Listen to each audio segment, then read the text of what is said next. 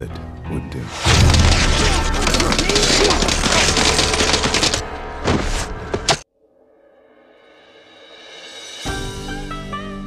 नमस्कार दोस्तों। बेहद सारे व्यक्तियों के दिमाग में यह प्रश्न उठता है कि आखिरकार आदिवासी लोग कौन है। इस प्रश्न के जवाब में अलग अलग व्यक्तियों की अपनी अलग अलग धारणा है। आज हम इस वीडियो में आदिवासियों के बारे में ही जानेंगे। दोस्तों, आदिवासी अपने आप में एक गौरवशाली शब्द है। आदिवासी ऐसे लोग होते हैं जिन्होंने अपनी पारंपरिक संस्कृति को बचाए रखा, हमेशा ही स्वतंत्रता प्रिय और स्वाभिमानी रहे, जिन्होंने देश में संस्कृति के बीज बोए। ये आदिवासी ही थे जिन्होंने भारत की स्वतंत्रता का बीज बोया। आज हम आदिवासियों के बारे में जानेंगे। हम जानेंगे कि आदिवासी कौन है, प्रमुख आदिवासी जन समूह, आदिवासी भाषा, आदिवासी परंपरा व संस्कृति, प्रमुख आदिवासी व्यक्ति, आदिवासियों की समस्या व निवारण आदि के बारे में जानेंगे। आदिवासी कौन है? दोस्तों, आदिवासी शब्द दो शब्दों से मिलकर बना है, एक आदि और दूसरा वासी। इन शब्दों का अर्थ मूल निवासी होता है। भारत की जनसंख्या का 8.6% करीब 10 करोड़ लोग आदिवासी हैं। ये आदिवासी लोग प्रकृति को भगवान मानते हैं, प्रकृति की पूजा करते हैं। आदिवासी प्रकृति में पाए जाने वाले जीव जंतु, पर्वत, नदियाँ, जंगल, नहर और खेतों की पूजा करते हैं और प्रकृति को अपनी माँ मानते हैं। आदिवासी प्रकृति से उतनी ही चीजें लेते हैं जितनी उन्हें आवश्यकता होती है। आदिवासियों को जनजाति भी कहते हैं। प्रमुख आदिवासी जन समूह।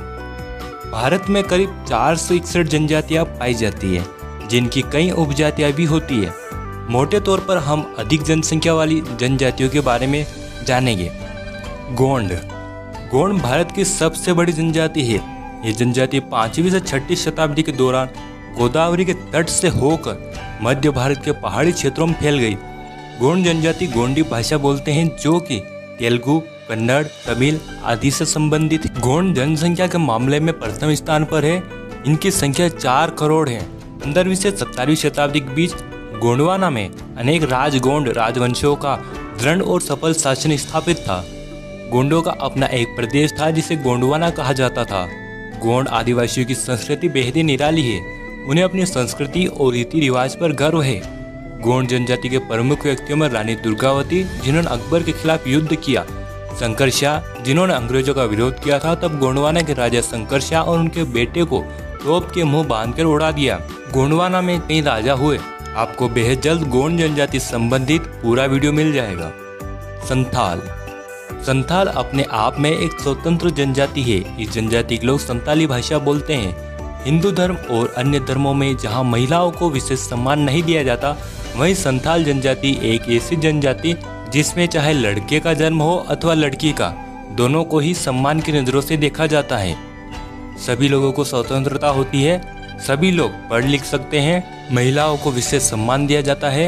उन्हें सती प्रथा, पर्दा प्रथा और दहेज प्रथा के चंगुल से आज़ादी मिली होती है। सभी लोग शिक्षा ग्रहण कर सकते हैं। वे इच्छित रूप से सज धज कर संवर सकते हैं। वे नौकरी, मेहनत, मजदूरी, इच्छित कार्य कर सकते हैं। वे संताल ही थे जिन्होंने भारत की आज़ादी का बीज बोया था। संतालों ने 1855 में अंग्रेजों के खिलाफ विद्रोह किया। साथ ही साथ कई अन्य आदिवासी जन समूहों ने भी 1857 के पहले ही ब्रिटिशों के खिलाफ विद्रोह का झंडा गाड़ दिया था। यदि आप संथाल जनजाति के बारे में एक वीडियो चाहते हैं तो कमेंट करें। भील। भील जनजाति का इतिहास बेहद ही गौरवशाली रहा है। भील जनजाति के पास अपनी संस्कृति, रीति रिवाज, परंपराएं और भाषा है। ये जनजाति स्वतंत्रता प्रिय रही है। इन्होंने कभी भी बाहरी सत्ता की गुलामी नहीं करी। ये जनजाति भगवान शिव की आराधना करती है।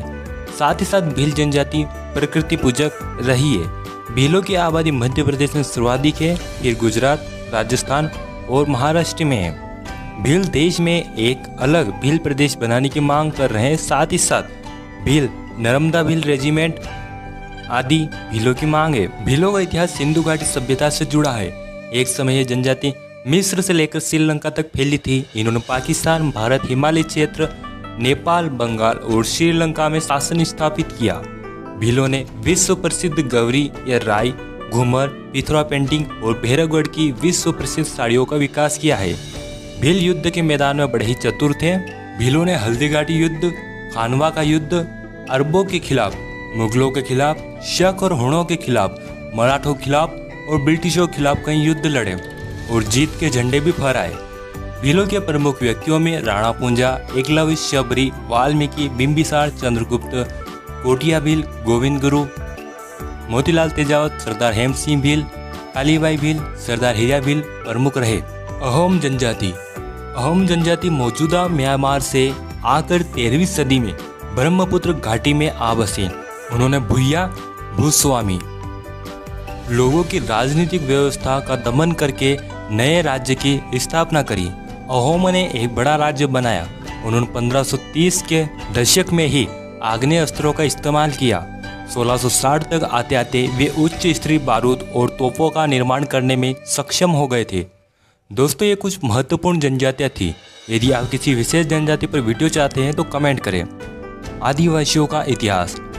दोस्तों, आपको बता दें कि इतिहासकारों ने आदिवासियों के बारे में बेहद कम ही लिखा है और आदिवासियों ने लिखित परंपरा शायद नहीं अपनाई या फिर उनके लिखित दस्तावेजों को खत्म कर दिया गया। पर आदिवासियों में मौखिक परंपरा रही है। उनके गीत, संगीत और परंपरा में उनका इतिहास छुपा है, जिसे इतिहासकार और अन्य शोधकर्ता आदिवासी इतिहास को सभी के सामने ला रहे हैं। दोस्तों, आपको बता दें कि सच में भी आदिवासियों का इतिहास बेहद ज़्यादा गौरवशाली रहा है। ये ऐसे लोग हैं जो हंसते हंसते सर कटा सकते हैं लेकिन कभी झुकाते नहीं है, यह इतिहास बताता है। आदिवासियों ने कई साम्राज्य स्थापित किए जिन पर बाहरी आक्रमणकारियों ने आक्रमण किया। आदिवासियों ने देश में समानता और स्वतंत्रता बनाए रखा। प्रमुख आदिवासी व्यक्ति बिरसा मुंडा। बिरसा मुंडा ने बेहद ही कम उम्र में ब्रिटिशों का विरोध किया।